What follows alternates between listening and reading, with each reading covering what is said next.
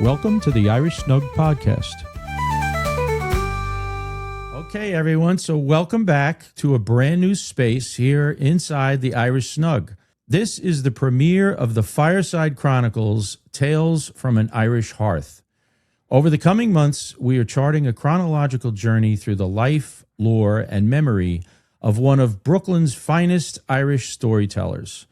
Joining us from the fire for Chapter 1 is Pat Greene. Pat, welcome to the Snug.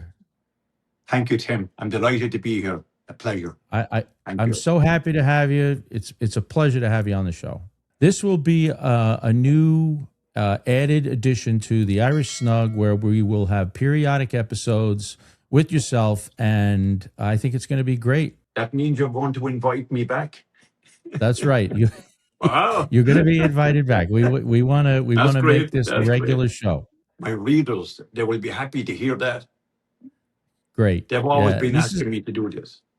Yeah, and it's another way to get your stories out there, and it is, I hope other people will want to do the same too, because that's what this podcast is all about, is to really kind of get some storytelling in there, and I think it's great. Now, would you like to paint a picture for us of rural Ireland, Limerick, where you grew up? Where do you want to begin? Where would you like to begin? I want to begin at my childhood.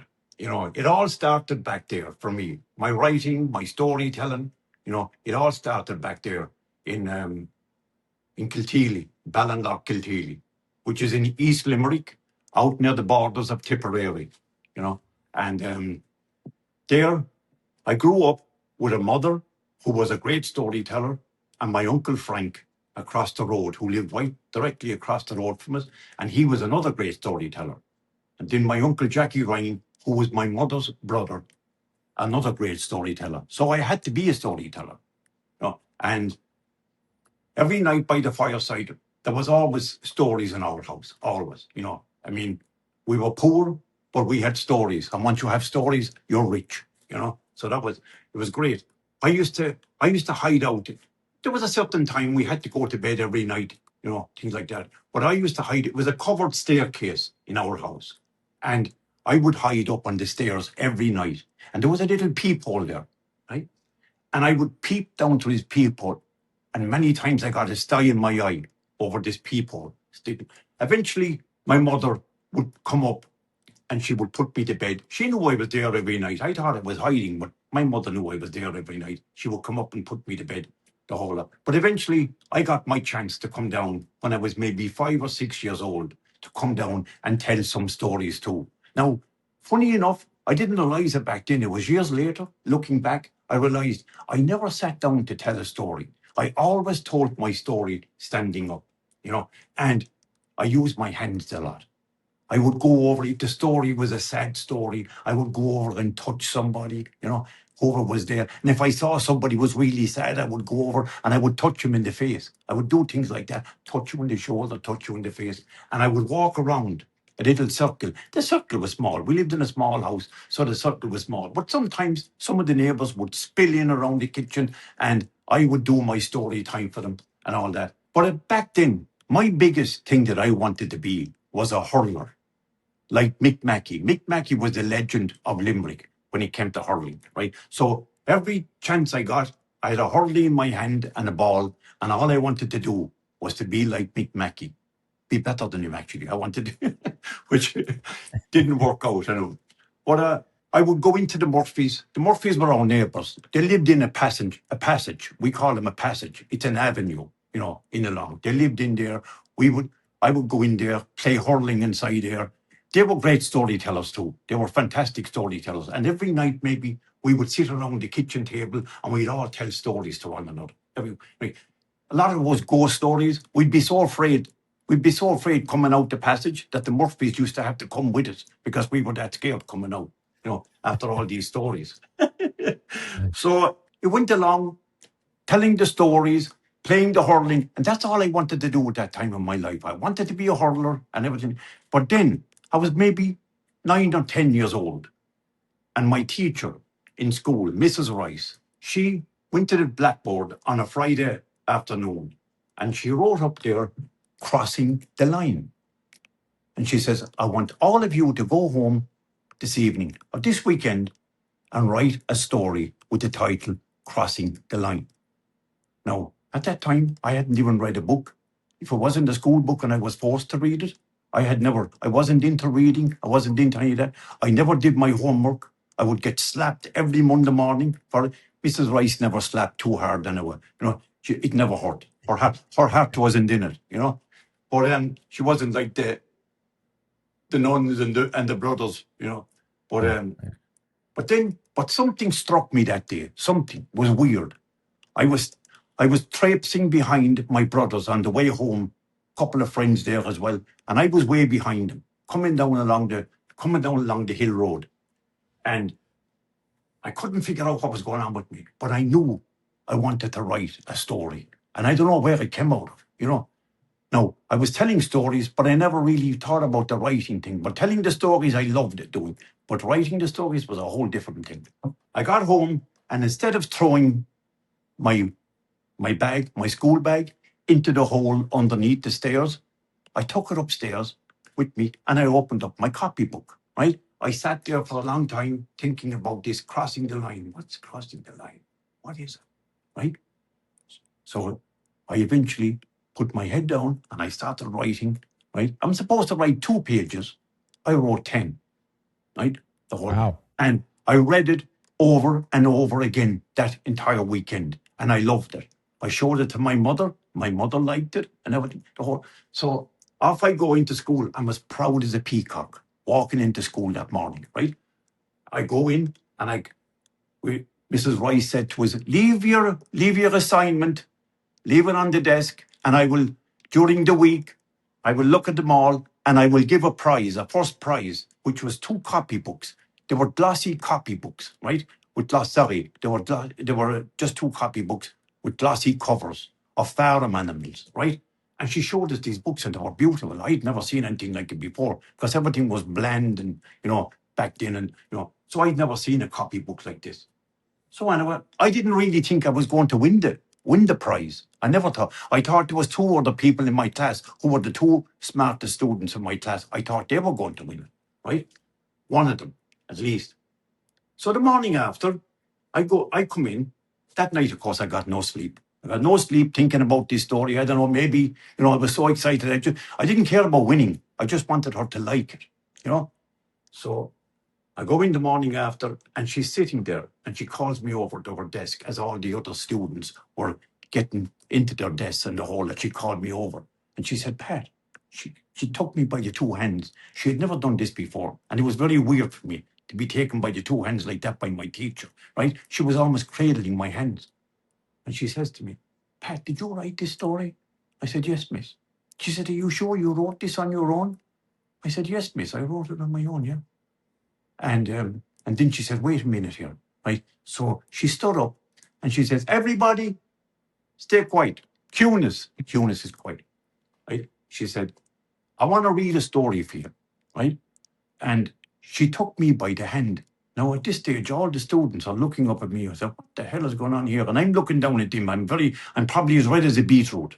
I'm all embarrassed about this now. I didn't think I was going to be standing in front of my classmates and everything like this. So there I was, and I'm standing, and the teacher has held me by the hand. I mean, here's a guy, that never did any homework or anything. I'm no teacher's pet or nothing, but she's holding my hand. So then she starts reading, right? And about halfway through my story, I look down, and all my friends, they're all there crying. Everyone is crying.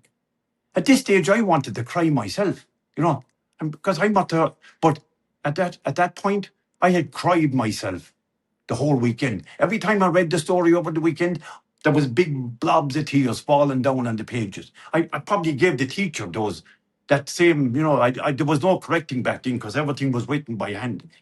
It's not like today where you have the computer and you can, erase, go back over it again. Then I looked up and I saw Mrs. Rice and she's crying, right? I said, geez, man, this is crazy. Everyone is crying. But it was a powerful feeling, absolutely powerful. And I won first prize. She gave it to me right there. She didn't even wait till Friday. I got first prize right there, right? And I come home that evening and I have my 2 books with me, my 2 copybooks.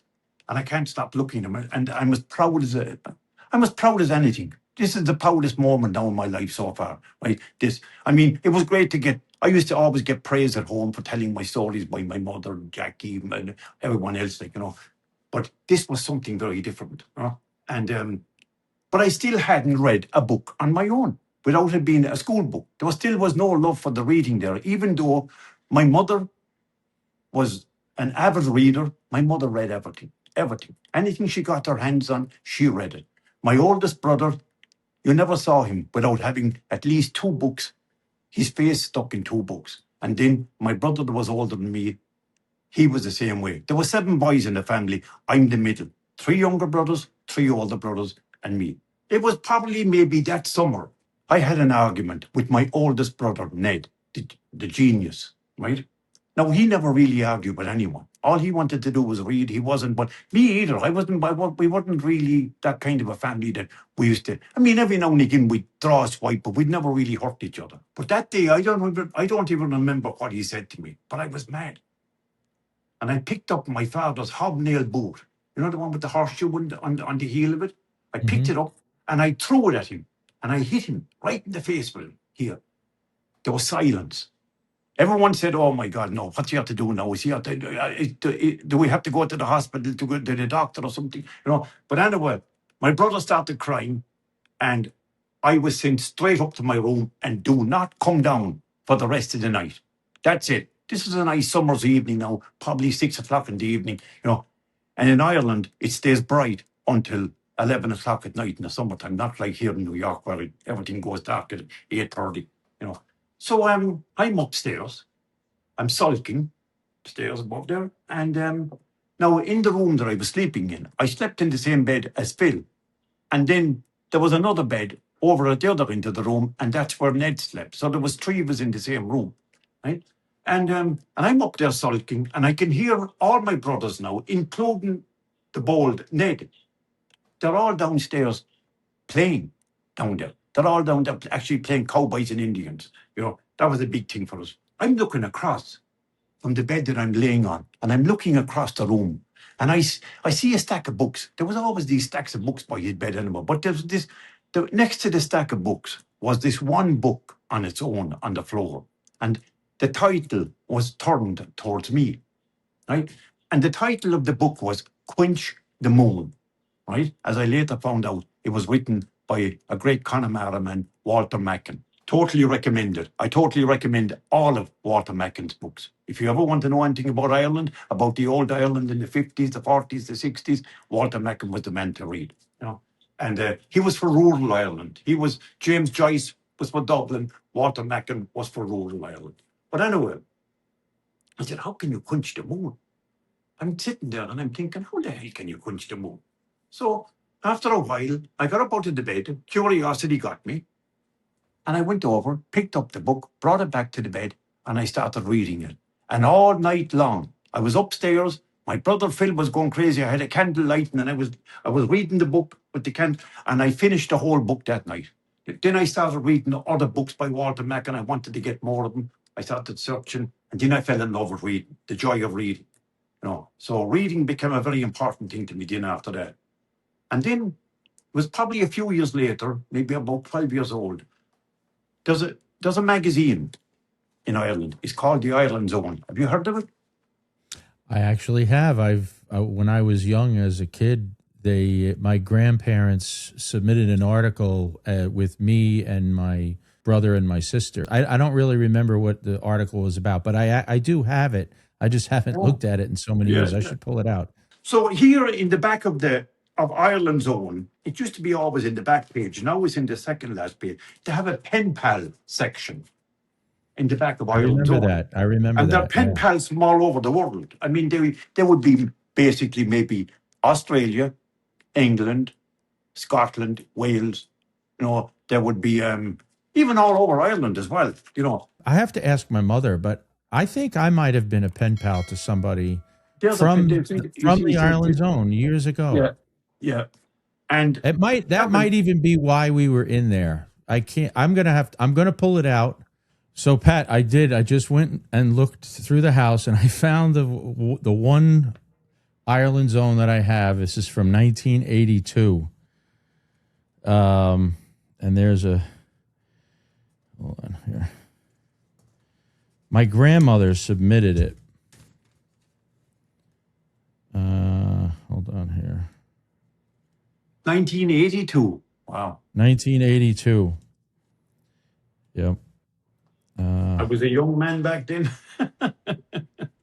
Yeah, well, where do you see the picture of me? My grandmother submitted this picture, and I wanted the picture burnt. Yeah. And was there a story with it? It's in the back of the magazine. There's a thing called Young Ireland's Own, and it says "Meet the Family." Yes. And there it is, right there. Oh, wow! Yeah. Very nice. It says a transatlantic hello, and then it just has Tim Grant. I was 14 years old. About where I went to high school. I had my brother and my sister's name. Ah, that's brilliant. Yeah. It's just a short little thing, but oh god, my mother still has that picture up in her house, and I said, "Oh, get rid of that." No, that's our great. hair was so big back then. The Ireland's Own came into our two things came into our house every week. Well, every night. We may not have money for a lot of things. A lot of things we were poor, but we always had money for the Irish press, right? Newspaper, all right, and especially the evening press. The evening press came out every evening during the week, and we always had money for the Ireland's Own every week. It was always cheap; it wasn't expensive, but it was there, and we would have arguments over who was going to read it first and the whole lot, So there was always arguments over it, and but we would read 35p. It was 35p. In 1982. In 1982. Yeah.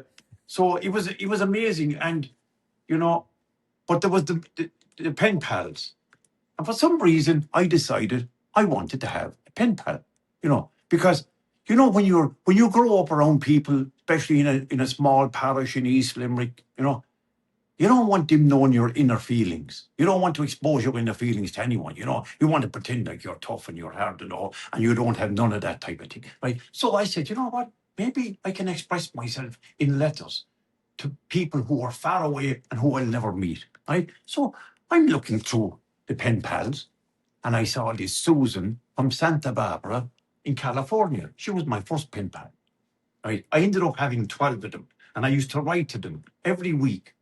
Some of them would get 2 pages. It depended on what they sent back to me. Some of them would get 2 pages, some of them would get 5 pages. But this Susan from Santa Barbara, I've sent her probably many, many times. I sent her maybe 50 pages of a letter. I would be trying to cram this letter into an envelope, trying to get it in there and the whole lot.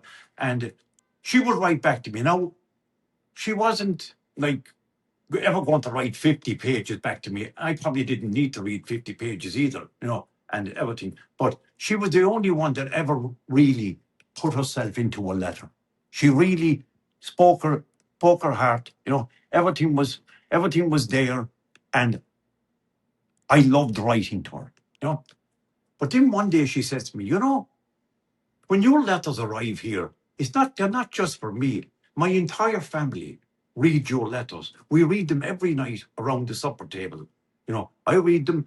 We all take a few pages and we read them, And so your letters are always, we wait for them all the time, right?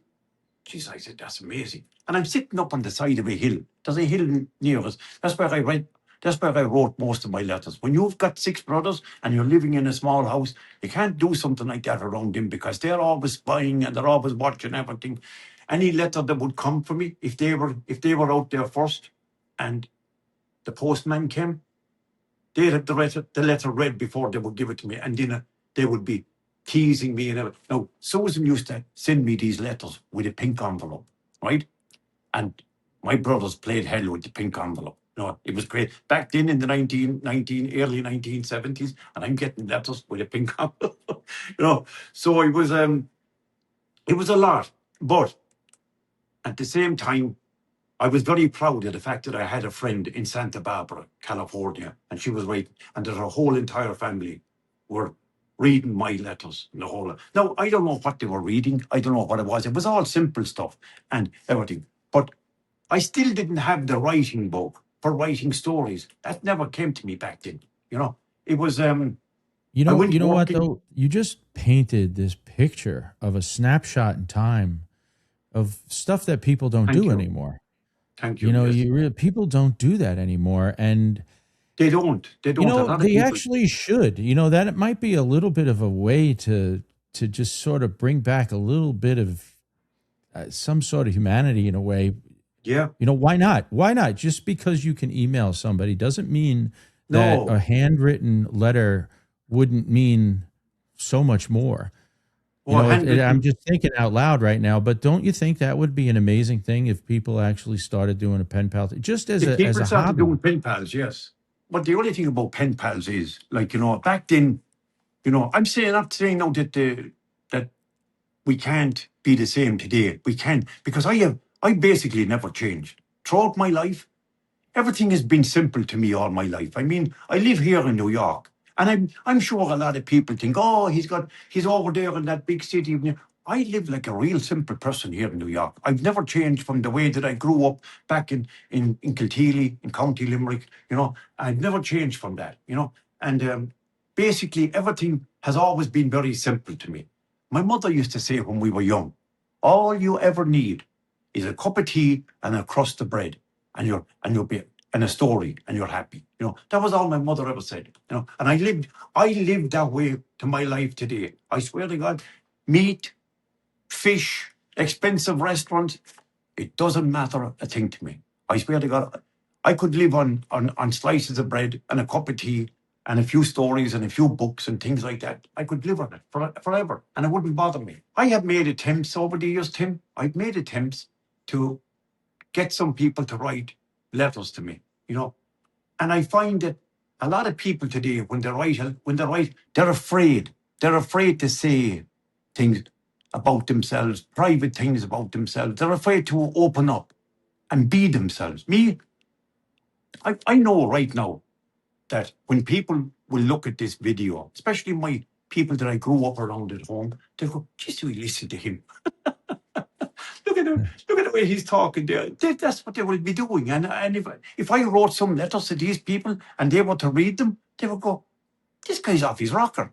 He's completely off. But that is what you must do, Tim. When you're a writer, when you know that you have a passion for writing, you have a passion for storytelling, you must never be afraid to open yourself up and expose yourself to everyone. Because when you do that, they will come to Yep. you privately. They will never come to you as a part of a group. They will find you out in a private way, and they will tell you things that they would never, ever tell to anyone else. And I've had that great privilege throughout my life that many people have spoken to me, tell me things that they would never, ever tell to anyone else, and I feel honored that people can open up to me in that way. But that would never have happened unless I stayed loyal to the simple way of life. And I'm totally loyal to it. And I want to tell you a quick little, yes, quick side note. This happened probably about 10 years ago. A friend of mine, I was a fireman in the Bronx, but a friend of mine who was a fireman in Queens, they went to a vacant building. There had been a fire in the building. I don't know how long ago, but the building was vacant. And they were in the attic of that vacant, and they found a box. And in that box were hundreds and hundreds of letters to one woman. It was the woman who used to live in that house, and she had passed wow. away. Hundreds of letters, and it was during the war, during World War II. Oh, She was a pen pal with numerous soldiers, wow. and they would write to her, Amazing. and she kept all those letters. My buddy brought it home, and he knew that I was big into. I knew a lot with Ancestry.com, and I've done a lot with Yeah. my own Irish ancestry, so I know how to navigate that site. So I Yeah. took some of the letters, the addresses, Yeah. and I found the person who wrote the letters. I was able to get in touch with the son of that person. Yes. Through Oh this my is all God. through Yeah. Ancestry.com. I got all those letters to him because these Wow. are letters that his father wrote Yeah. to a pen pal. They were And amazing I in met him, persons. and sure, oddly enough, the guy who it was a fireman in Washington Oh, D.C. And I Jesus. met up with him. I brought the letters down to him in Washington, and I gave them to him for him to read because That was brilliant. Yeah, they were his father's letters yeah. to a pen pal. I had a lot of letters, and when we moved over here, we brought a lot of our stuff back to Ireland, back to my mother-in-law and father-in-law's house, and we stored it in an outhouse over there. And inside in one of the cabinets that we had, didn't I leave a big box of letters there that I had? One day, my wife says to me, we were here maybe 10 years. My wife says to me, my sister Karen, you know what she saw last night? I said, what? She said, my father was outside in the shed reading the letters that you wrote to me. Oh, Jesus, I said, you got to be joking me. He said, yeah, he's out there reading all the letters, right? So I said, you know what you do? The next time you go home, make sure you get those letters out of there, right? As it happened, there was the roof caved down in the shed, and all the rain came and washed all the letters out. And I was so happy to see all the letters being gone. Now no one could read them. But that was what happened to my pen pal letters. And Wow. I mean, I really liked it. I mean, I would love to have them today, like all of the letters that I wrote back along then. Not that I wrote, the ones that I got, But I kept writing and writing, and then I stayed going to school until maybe 14. And then I knew school was not for me. That was it. It wasn't that I wasn't intelligent or anything. It's just that when you're poor, you can't wait to get out from underneath everybody and just go making your own money and start working. So I started working for a farmer down the road from us. And I worked there for a while, nearly a year. And then the parish priest, Father John Sweeney, great friend of mine, brilliant man, he was from Thurles. He used to go to Thurles every now and again to see his family. They had a bakery over there, the whole lot. And he would go over to visit them, and they would have a meal in the Anor Hotel in Thurles. And he asked the manager, would they have any openings for a young boy? He said, I see this kid. He's good. He's a nice kid. I see him like he should have a good job. Can you hire him? He said, send him over and I'll interview him. So he came back and he said to me, listen, I spoke to the manager of the hotel and over there, the Anor Hotel in Thurles. I had never been to Thurles. Thurles is only 40 miles from us, but I was never there.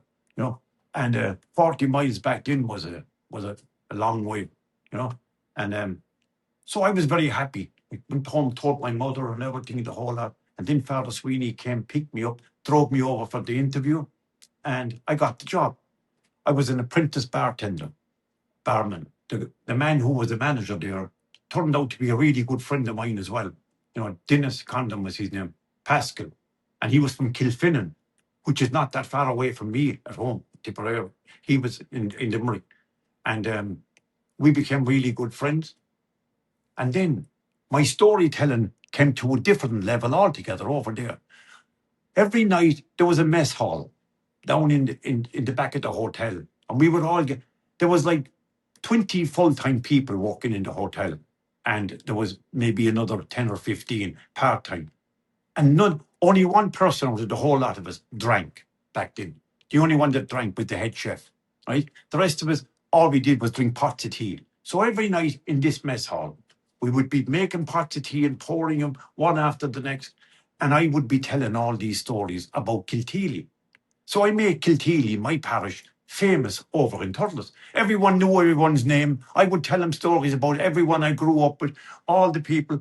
And every night it became a thing. Pat, tell us more about Kilteely. Tell us about Kilteely, And so my stories went on from there. And my letters, I continued writing my pen pal letters even from there. And I got a lot of pen pals then in Ireland.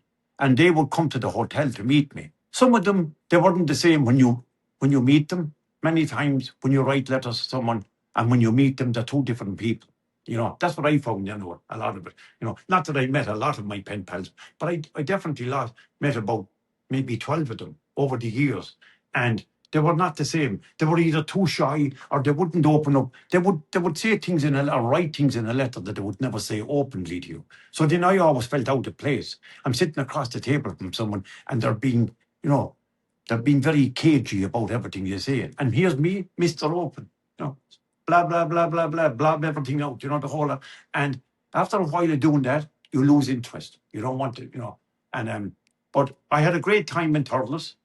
I really enjoyed it. One of the best times of my life when I was doing, and I learned a lot about writing when I was in Thurles, and I learned a lot from the people that were there, and also there was the church was a cathedral, in Thurles, and I used to go in there a lot. Back then, I was a very strong believer in the Catholic faith, and I used to go in there a lot. I found myself walking around the church.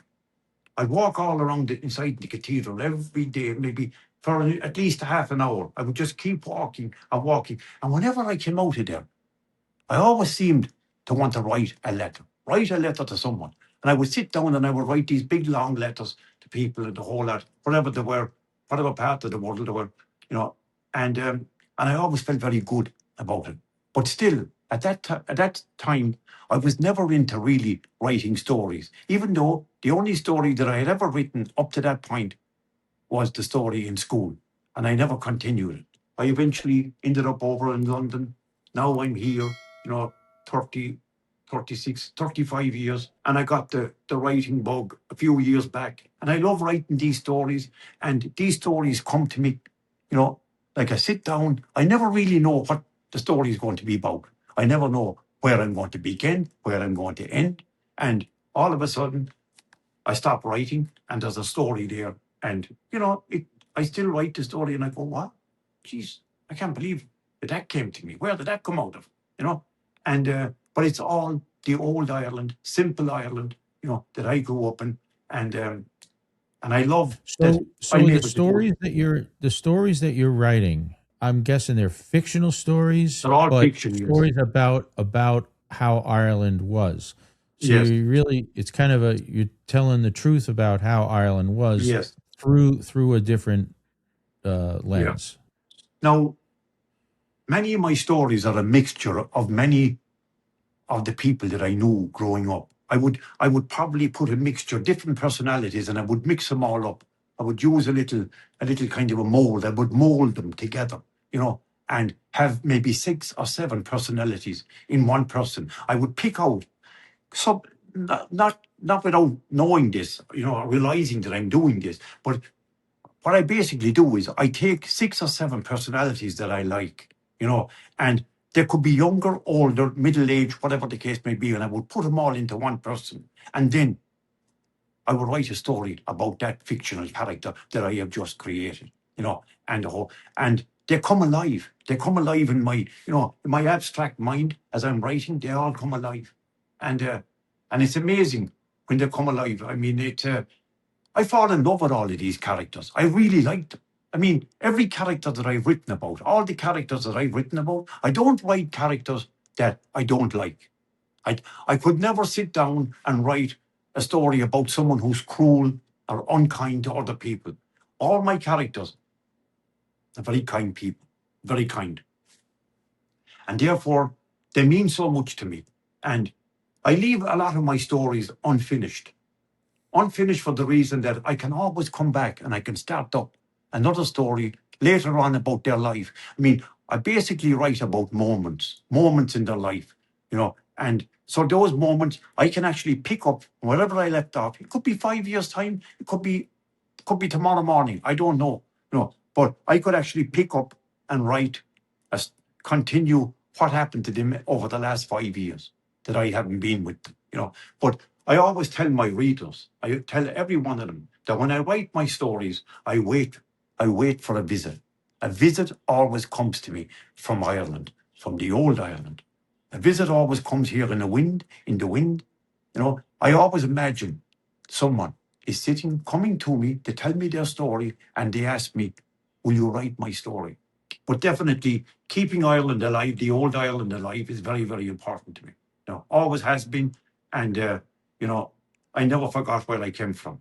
That's something that I'm very proud of. But you know what? I never look back at my life with animosity. I never look back at my life with any kind of a grudge or any kind of anything against anyone else.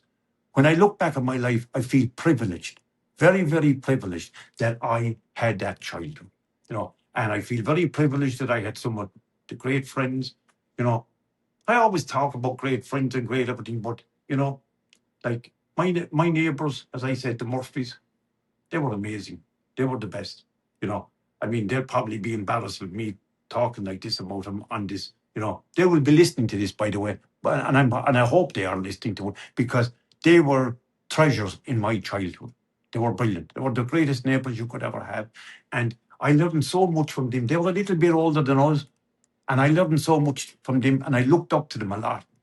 Even Mary, she taught me how to dance, and I went along and I became a great dancer. Not an Irish dancer. I was a great driver, great foxtrot, the waltz. I did all of that kind of dance, ballroom dancing. I did all of that, and I can do Irish dancing, but I'm not really good at it, So the stories that you tell, and the stories that you heard your family tell, and the stories that you heard the Murphys tell, would you consider all those storytellers Shanakies?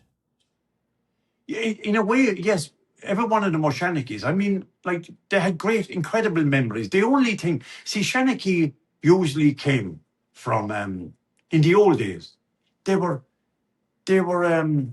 ramblers. They never really lived anywhere. They would live in your house. They would come to your house tonight. They would, the beginning of the night in the storytelling. Now, this was before my time, right? Probably maybe the 30s, 40s, 50s, not so much in the 60s. We had our own story, but it was very rare that you ever saw a rambling storyteller coming in, but no, I know they were there in certain parts of Ireland, but they weren't around our area. Those stories, the Shanakies, they would come. And on the night they would be coming, everyone was expecting them to come. They would be told, oh, he'll be here tonight. This is not, as I said, in my time, but there would be music, there would be dancing, and stuff like that beforehand. And the storyteller, the Shanachie, would always come in quietly, very, very quietly. And he always got the chair by the fireplace. Whoever was sitting in that chair got up, and he got the chair by the fireplace. They always carried a stick with them. They always had it. No stick, an old shillelagh or whatever, an old walk. They always had it, And he would get a sandwich. He would get a couple of cups of tea, and he would sit there, and a lot of them smoked the pipe, and he would sit there and he would watch everyone dancing, singing, and have his own, and then coolness, quietness, stop. And he wouldn't make a big scene out of it. Most of them, they would poke the fireplace before they start. They would bring some of the ashes out onto the hearth. And he would just poke away there at the fireplace. And everyone's eyes were on him, the whole. And the very minute that he would start talking, it was the hairs would stand up on the back of your head. He had that gift to draw everyone into him, And when he started talking, most of the times, and I know myself, they didn't have a clue what they were going to say. They would just talk, and 2 hours later, all the stories were there. Sometimes you would cry. Sometimes they would tell ghost stories. You'd be afraid of your life, terrified out of your life. You have to walk the neighbours home and everything, all that kind of. But they were amazing people. And at the end of the night, they would sleep in that chair there for the night. That was it. That's what they would do. Sleep, wake up early in the morning. But before, it depended on the house they went. Usually it would be people that had a bigger house, you know what I mean? So a lot of the neighbours could come into their house. But they would always get a couple of shillings put into their pocket, right? The whole lot. And they would leave there. And then there was another parish, maybe 2 or 3 parishes away. And they would spend their day walking there, and then arrive there at night for another session again. It might be 4 or 5 years before they would make their way around. They used to travel all over the place, all over Munster, all over Connacht, all over Leinster, every up in the north of Ireland. They would travel. Now, a lot of them would just do Munster. They would more of them would just do Connacht, stuff like that. But It would probably take them 4 or 5 years to make their way back. And when they would come back, it was like God was walking into the house. It was like God was coming. It was the most amazing thing. Santa Claus, they were better than Santa Claus. The kids even loved them. The kids were amazing. You should see the kids with their eyes, the way they would look at these storytellers talking. It was just amazing. But they were a gift. And, I remember one time, I was down in a place there's a place near us called Lough Gur. It's a very traditional place, Lough Gur. It's very old, and there's a lake down there. And back then there was a bar down there called the Red Cellar. And I remember being down there one night at a function for our parish. There was some kind of a social dance or something on there the same night. And when we came out at night, the end of the night, 1 o'clock in the morning, whatever time it was, it was the rain that was falling was unbelievable. And there was this guy, this man, standing on top of a butter box, out in the rain. The rain was just spilling down, right? And he was reciting a poem that was about 30 verses long about a Protestant in the north of Ireland marrying a Catholic girl, right? And I was mesmerized by him. I went over by the butter box and I stood there, and now everyone was all around us, right? And everyone stood there, no umbrellas, no nothing. The rain we were all soaked. And this man continued reciting this poetry. He'd be crying, he'd be laughing, he went through every emotion possible during this poem. And it was just, I swear to God, we were just absolutely flabbergasted by this man. I never knew his name, never found out his name from that night. I never ever saw him again. But to me, he was always the greatest poet that I ever heard in my entire life reciting poetry, because what he did that night was just unbelievable, and it was a very big part of me and my stories as well. I felt like, you have to open up. He opened up that night. He opened up to all the emotions that were inside him. And he poured them out heavier than the rain. We all felt it. And people were just amazed by it, And I know some people probably remember him back there. I never wanted to know who he was. I never wanted, maybe, I was just happy that I was there that night and I witnessed him, and he was amazing. And, if you would heard him now, because, if you would be just absolutely, enthralled by the way he delivered this poem. I've heard great deliveries of poems, It's not something that I'm very fond of. I won't say that I'm, a lot of people tell me that I'm a poet. They tell me that a lot of my stories are poetry. They tell me a lot of the short things that I write are poetry. But I don't see myself as a poet, and things like that. I think the whole poetry thing is for people, that they have a different way of seeing things than me with my writing my stories, and but that night, that man, whoever he was a big influence in my life going forward as a writer, a massive influence, because I knew before that, but if I had any doubts, it was cemented that night that I knew exactly what this man was able to do. He was able to move an audience with just words, and he was able to move them. I'm sure I cried the same night, and I'm sure I laughed, because it was so well. Some people just have that absolute gift of doing that, and I don't know. You've heard of my friend Jerry Devine. Jerry Devine, yes. Yeah, and he's got a load of great poems, and one of my favorites is the Hurly Maker. The Hurly Maker. I think they even play that at Crow Park. During games. Johnny was on your podcast, and he was, yeah. And he delivered some really good poetry there on that as well. He's a powerful poet, Great, and he's not afraid. He's not afraid to express himself. That's a conscious decision that you must make when you're a writer, when you're an artist in any way. You must get rid of this thing that, if you want to live like I'll write this, and I'll do this, and I'll control everything. You're never going to be a really good writer. You're never going to be a really good poet. The only way that you can get people to really like what you do and enjoy what you do is you have to open yourself up completely, and not worry about what people think of you. As I said, I know people at home around my area probably look at some of the things that I write and they go, this guy's off his rocker, But you know what? It doesn't worry me. It doesn't bother me. I will still laugh, and a whole lot. And that's the way I am. I tell things the way they are, and I write the way they are. And but I do find that a lot of people come up to me still, and when I'm on my own, and they like to have a conversation with me. Because you know what? When you have a conversation with me, it's open. It's open to anything, and that's the way it is, And Well, you know what I'd like to do, Pat? What I'd like to do is open up to any of the listeners to submit a question to you.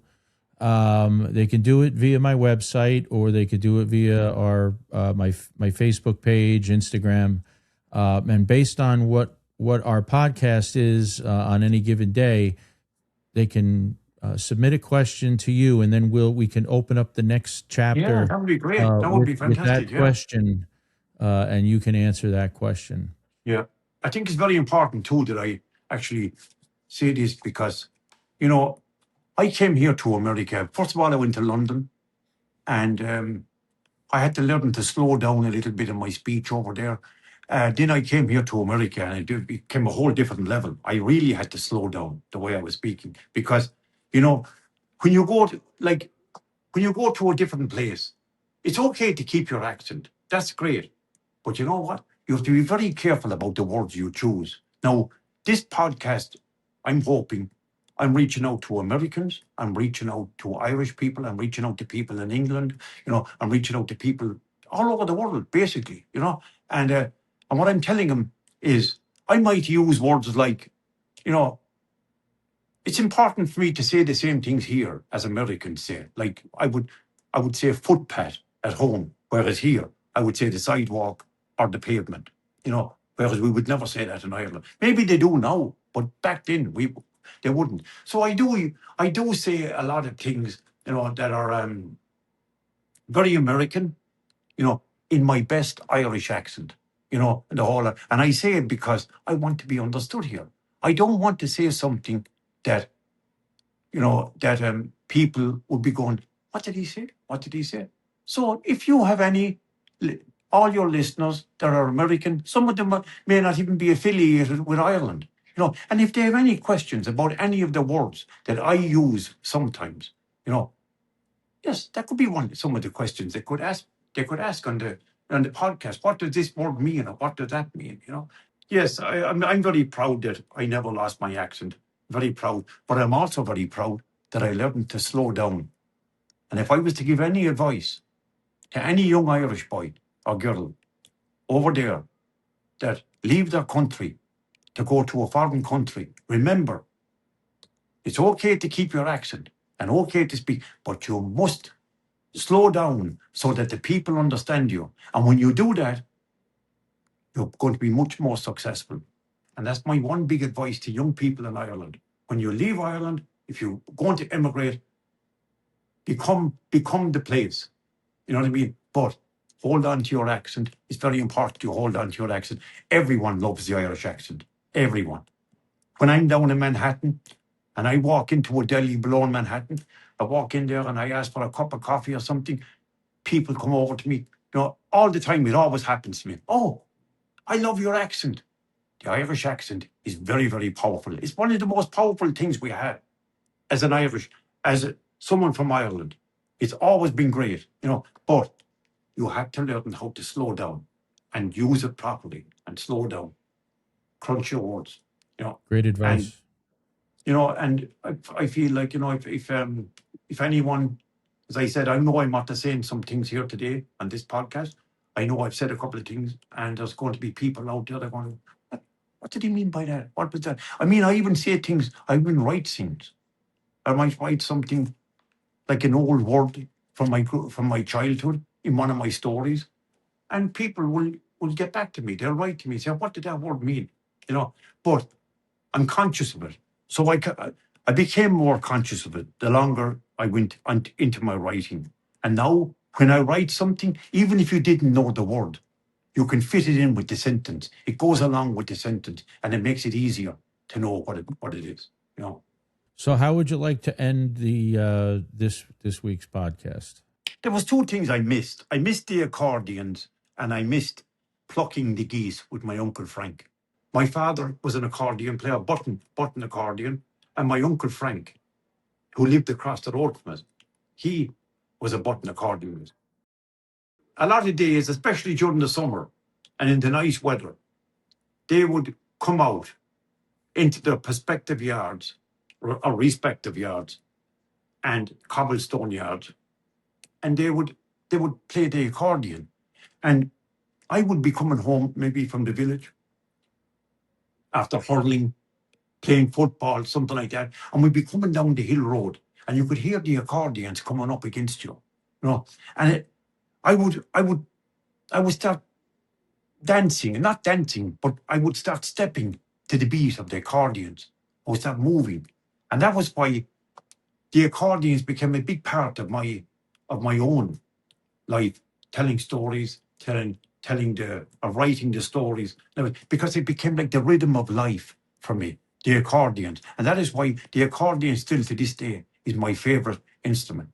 I love it, And also then there was my Uncle Frank, who was a great storyteller, an amazing storyteller, And I used to go with him when I was young, small. And we would be plucking geese. You go in the springtime, you always pluck the geese. The farmers always pluck their geese to get them ready for the summer, so they wouldn't have too many feathers, make it light, so they wouldn't be too warm and overheat, So I would go with him, and we would go into these farms, like they were way in the fields, way in, off the main road, And mostly it was always the woman at the house that was there. It could be the mother, it could be the grandmother, or it could be a sister, the farmer's sister. He never got married, she never got married, they lived together, and the whole lot. But in a lot of cases, they never went anywhere. The women never went anywhere. It was always the men. The men went to the creamery every morning, right? The farmers, they lived, right? And they would have a chat with their neighbours. They would go into the local shop inside in the village, get the few things that they needed, the few groceries, whatever they want, the paper, and then they would come back, and the woman was always inside in the farm with the animals, right? So basically, they were lonely people. A lot of them were very lonely people. And me and Frank, we were anything but quiet. We were very sociable. So we would go in and we would start telling stories and start doing, and the woman would be so happy to see us coming. So happy. It was amazing. They would sit there and make tea for us and give us this and give us that. And when we were leaving, you could literally see some of them had a tear in their eye when we were leaving, because they knew they were not going to get stories like that again or talk to someone like that again, for a long time. I mean, many of them, they might have been married to somebody who wasn't a talker. They might have been a brother. The brother might not have been a talker. So they never really got into conversation. They spoke to the animals, basically. And here comes Frank and Pat. And they were delighted to see us coming. And I saw that too as a very important part of storytelling when I was really young. It was amazing. That was one of the best things that, and Frank, I mean, he was just a character. He was an amazing character. He was everything that a storyteller should be, Hopefully the storytelling continues, and you get to share a lot of those stories with us right here. I would love it. I mean, like you just said there, that what you just mentioned there about getting people to ask questions. I mean, it's great. I think that's fantastic. That would be a brilliant idea. What would you like to? What can people expect on the next episode, or have you planned that far ahead? Yeah, I mean, then it goes along to about writing the book, and it goes along to me growing up here in New York, about coming to London, coming to New York. What it was like for me coming over to strange places. I walked in the Crown in Cricketwood, as I said, which was like an amazing. I mean, I'm hoping also, because I have a lot of my friends that actually joined your podcast, and they're going to join it, and they live in England. They live in London, and they want to hear my stories about the Crown and Cricketwood, They want to hear about all my storytelling over there, about my life, how it was like. I mean, I got married in London. I got married through London because we went back to Ireland. And then they want to find out what it was like for me coming over here to New York and adjusting to New York, this new way of life, what I did, the jobs I did. We were illegal when we came here, we were, and we were very lucky. We won the Morrison Visa, and we were only here a year. We won that. And that was an incredible achievement. I mean, the day that I got the green card up in the American Embassy in Ballsbridge in Dublin, I came out of Ballsbridge that day and I went down and I kissed the ground there. And when I got back here, to Kennedy Airport, when we got back, I came out of Kennedy Airport and I kissed the ground over in Kennedy Airport. I went down on my knees and I kissed the ground again because I was so great. I won $1 billion that day when I got that green card. I won $1 billion. That was my $1 billion right there. And I've always loved being here, being a part of it, And like I said, I'm a very proud Irishman, but I have 2 sons here. I'm very proud of them, of them being American and everything like that, And they're very proud. Both of them are very proud to be American, and they're also very proud to be Irish, and that means a lot. So there's a lot actually to talk about. Yeah, and there's definitely a lot to talk about, and we will. I mean, over the next couple of days, I will. Like, I put up a couple of notes here. I didn't really look at them because I should have. But I'd be writing more notes. This was a first. We were just getting the ball rolling here. Yeah. So I think that's all we have for today, but I really look forward to our next episode. And in the meantime, anybody wants to submit a question for Pat, please do. You can do it on the Irish Snug Podcast website or our Facebook page. You could do it on our Instagram page. I am going to include a menu item on the website for the Fireside Chronicles. So that'll be a way to submit questions as well, but I'm going to work on that this week. That sounds great. Great. But and I'm looking forward to my next visit. Yeah, with the cup of tea and the crust of bread, right? Yep. That'll be great, Pat. I appreciate you. I really appreciate you coming on the show, and we'll see you next time. Thank you, Tim. I really enjoyed it.